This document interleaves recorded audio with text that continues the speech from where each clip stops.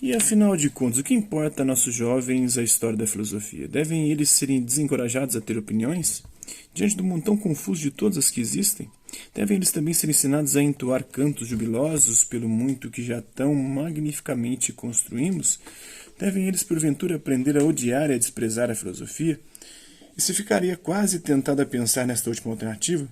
Quando se sabe como, por ocasião dos seus exames de filosofia, os estudantes têm de se martirizar para imprimir nos seus pobres cérebros as ideias mais loucas e mais impertinentes do espírito humano, junto com as mais grandiosas e difíceis de captar.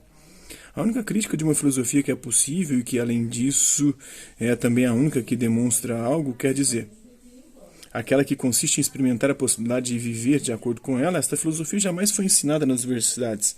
Sempre se ensinou apenas a crítica das palavras pelas palavras. E agora, que se imagine uma mente juvenil, sem muita experiência de vida, em que são encerrados confusamente 50 sistemas reduzidos a fórmulas e 50 críticas desses sistemas, que desordem, que barbárie, que escárnio, quando se trata da educação para a filosofia.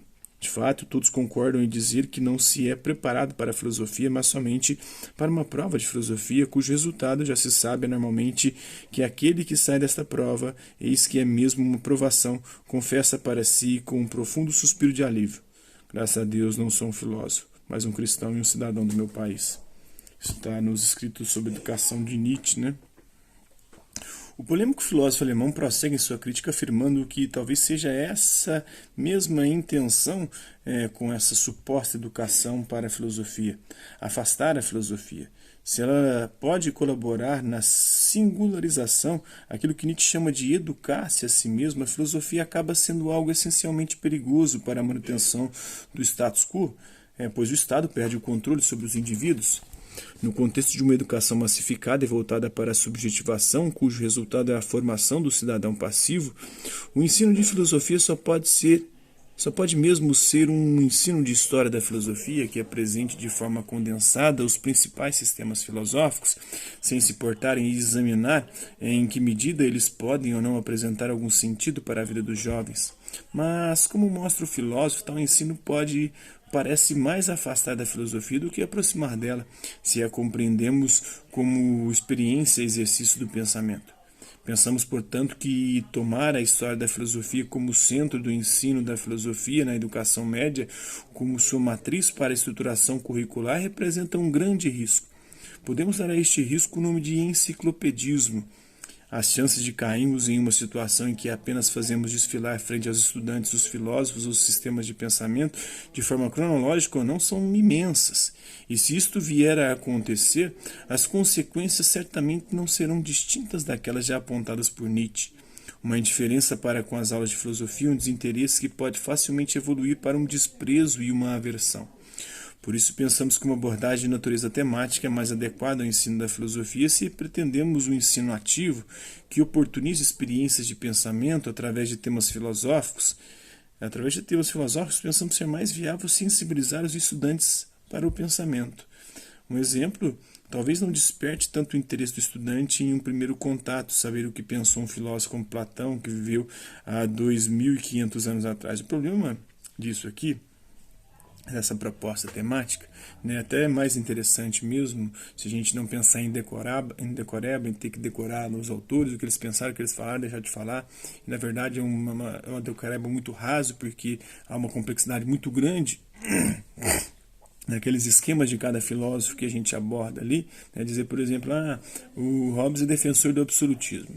Isso é extremamente simplificador, porque tem conotações no absolutismo dele, né, que não são tão coadunadas com o conceito histórico de absolutismo, que é diferente do conceito de absolutismo de outro, como o Jacques Bossuet, de Jean Bodin, né, de outros pensadores. Então, cara, isso é muito complexo.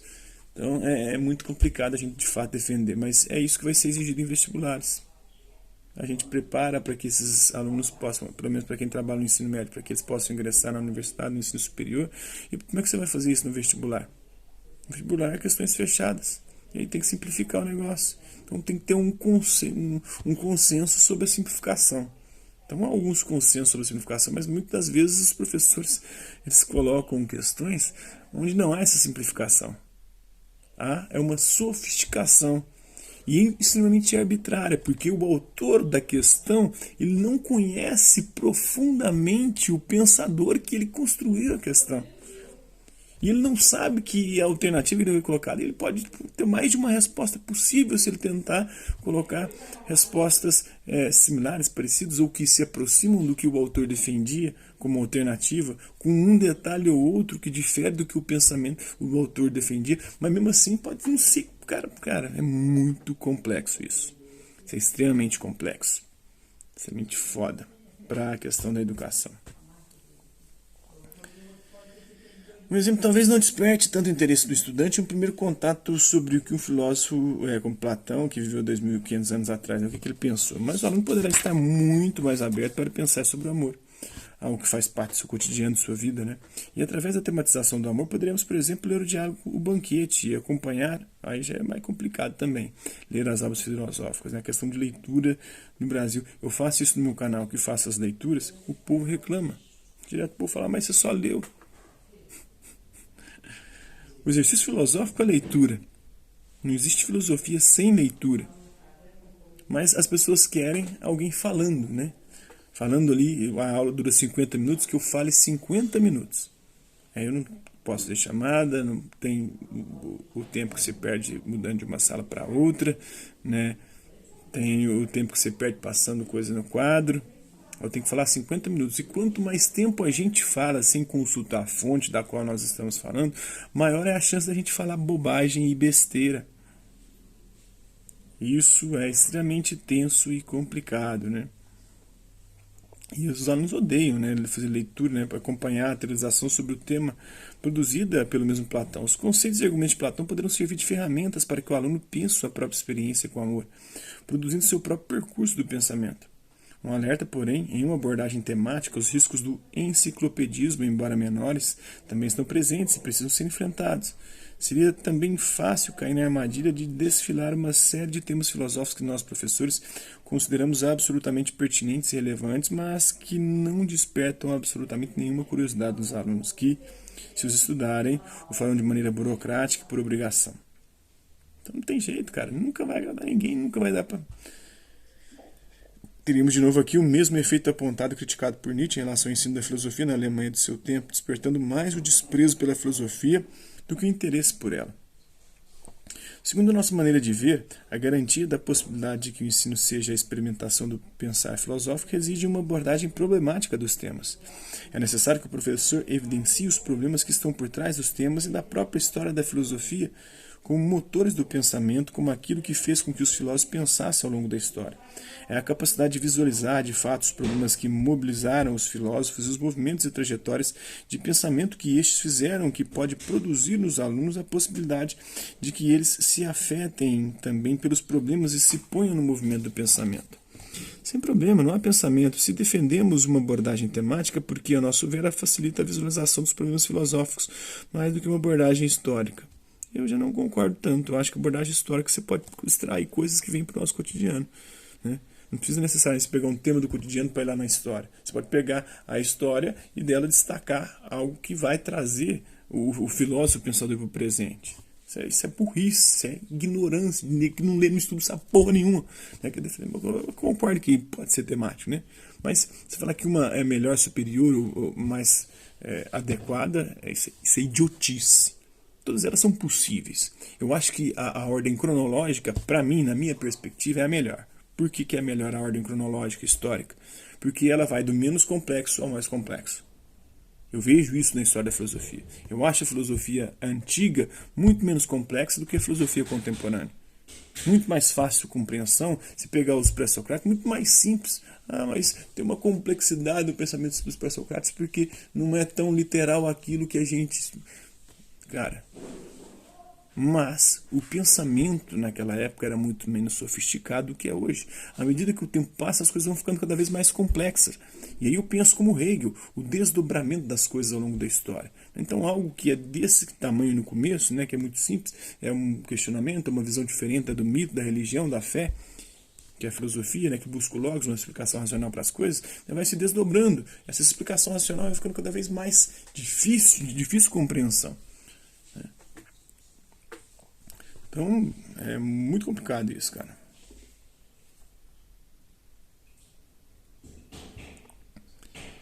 Então, agora eu até esqueci onde que eu parei aqui nessa merda, né? Segundo nossa maneira de ver, a garantida possibilidade de que o ensino seja a experimentação do pensar filosófico reside em uma abordagem problemática dos temas. É necessário que o professor evidencie os problemas que estão por trás dos temas e da própria história da filosofia como os motores do pensamento, como aquilo que fez os filósofos pensassem com que os filósofos pensassem ao longo da história, é a capacidade de visualizar de fato os problemas que mobilizam os filósofos e os movimentos e trajetórias de pensamento que estes fizeram, que pode produzir nos alunos a possibilidade de que eles se afetem também pelos problemas e se ponham no movimento do pensamento. Voltando naquela questão. E aí, o que é a história da filosofia? Você vai pensar, o cara foi falar sobre amor, ele tirou isso do nada. Não. Todo filósofo, ele filosofa a partir da base filosófica anterior. Então, de alguma maneira, criticando e questionando e apresentando uma visão diferente da do pensamento anterior ou do pensador anterior a ele. Então, somente a perspectiva cronológica pode fazer com que a gente entenda isso. Aí vem o Descartes, ele vem e defende que a razão, o princípio, a origem do conhecimento. Né? Aí vem o John Locke dizer, não é bem assim, né? Não é a razão, é a experiência, né? Claro que a razão é importante, mas é a experiência, a fonte, o princípio, a origem do conhecimento. Então está um dialogando com o outro o tempo inteiro. A perspectiva histórica é muito mais fácil de você compreender isso do que na perspectiva temática. Mas a temática também é massa, é interessante. As discussões sobre temas são muito interessantes. E de fato podem até atrair muito mais a atenção dos alunos. Mas para mim a perspectiva histórica é a que melhor nos permite compreender a própria filosofia. Pelo menos foi assim que eu consegui entendê-la. Eu consegui entender Platão a partir de Sócrates, eu consegui entender Aristóteles a partir de Platão, eu consegui entender o filósofo posterior a partir do anterior. Não tem como começar a ler Hegel agora, do nada, para tentar entender o que é idealismo. Eu tenho que pegar a história do idealismo, cara, para saber como é que isso foi se desenvolvendo ao longo da história, senão eu não vou entender porra nenhuma, bolhufas. E aí eu chego no Hegel, que é extremamente complexo, e me fodo, me lasco. Isso é burrice, cara. Para mim é burrice. Né? Sem problema, não há pensamento. E se defendemos uma abordagem temática, por quê? A nosso ver, ela facilita a realização dos problemas filosóficos mais do que uma abordagem histórica. Aí eu discordo. Eu tava aqui, né? Repetir tudo de novo essa bosta. No entanto, essa afirmação de que uma abordagem temática centrada em problemas é mais apropriada não significa um desprezo ou uma negação da história da filosofia. Né? No capítulo seguinte, desenvolveremos um pouco mais o papel e o lugar da história da filosofia neste ensino. Né? Não, desprezo uma negação, mas também é uma coisa completamente... Vai ficar algo completamente solto. Os filósofos, como o próprio Marx dizia, né? Os filósofos brotam da terra como cogumelos. Não é assim não, meu amigo. Eles brotam da terra a partir de questões históricas, né? Para o Marx, questões materiais. Para Hegel, ideias, por contradição de ideias. A contradição de ideias é o motor da história, né?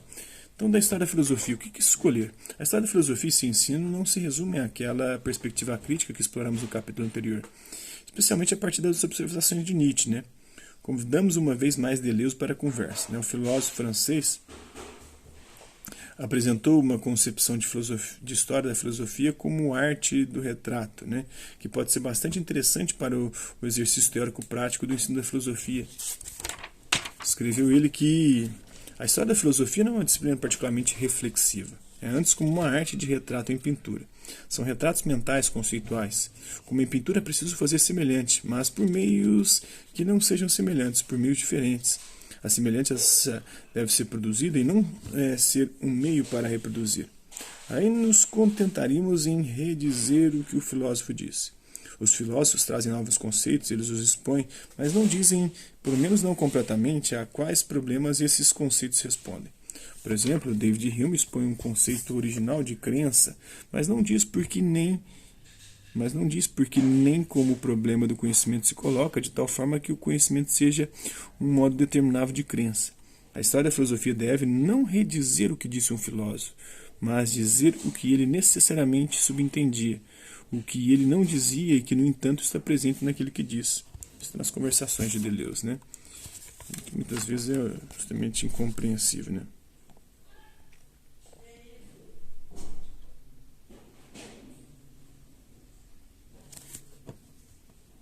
Por isso que é importante conhecer a história da filosofia, né?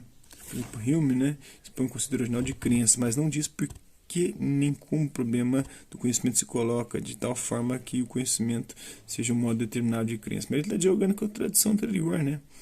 A história da filosofia deve não redizer o que disse um filósofo, mas dizer o que ele necessariamente subentendia. O que ele não dizia, que no entanto está presente naquilo que diz. É justamente isso que eu estou falando, né? Isso que eu falei no vídeo inteiro. A história da filosofia serve para isso, para a gente entender o que ele disse e o que ele não disse, e por que ele disse o que disse. Ele disse o que disse porque ele está dialogando com toda uma tradição anterior. Como eu disse, filósofos não são como cogumelos, não nascem do chão do nada. Né? Então é isso aí. Espero que vocês tenham gostado do vídeo. Hasta la vista, babies, até a próxima.